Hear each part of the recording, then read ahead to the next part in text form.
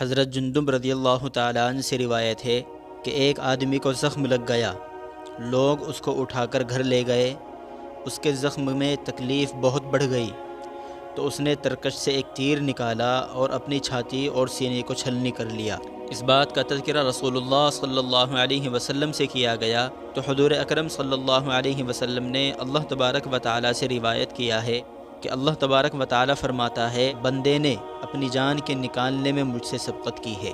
زندگی اور حیات رب العالمین کی جانب سے ایک عظیم نعمت ہے کہ انسان اسی زندگی میں اپنے رب کو راضی کرنے کی کوشش کرتا ہے، بلکہ اللہ تبارک و تعالیٰ نے اسی لیے بھیجا ہے کہ تھوڑی سی زندگی میں ابدی زندگی کے لیے کچھ نیکیاں جمع کر لو۔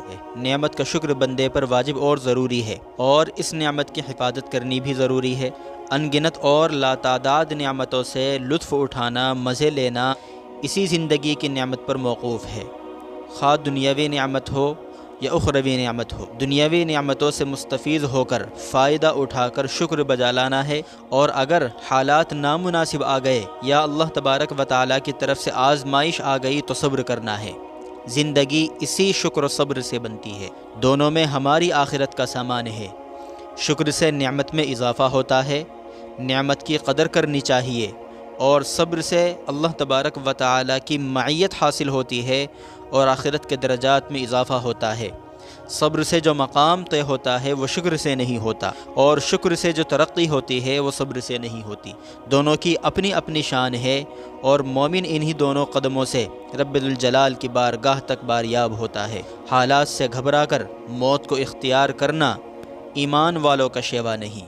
زخم اور تکلیف سے بلبلا کر جان نکال لینا اللہ تبارک و تعالیٰ کی ناراضگی کا سبب تو ہے ہی، ساتھ ہی ساتھ یہ بھی خود پر ظلم ہوتا ہے کہ بندہ خود کو چھوٹی تکلیف سے نکال کر بڑی تکلیف کے لیے پیش کرتا ہے۔ زخم سے چھٹکارا پانے کے لیے خودکشی کرنا عذاب علیم میں جھونکنا ہے، دردناک عذاب میں اپنے آپ کو جھونکنا ہے۔ عجیب بات ہے کہ دنیاوی زخم سے نجات کے لیے آخرت کا علم گوارا کرنا کہاں کی دانائی ہے۔ ہمیں رسول اللہ صلی اللہ علیہ وسلم نے یہی سکھایا ہے کہ جو پہاڑ سے اپنے آپ کو گرا کر مرے وہ جہنم میں ہے، جو زہر پی کر مرے وہ جہنم میں ہے، جو ہتھیار سے اپنے آپ کو قتل کر لے وہ بھی جہنم میں ہے۔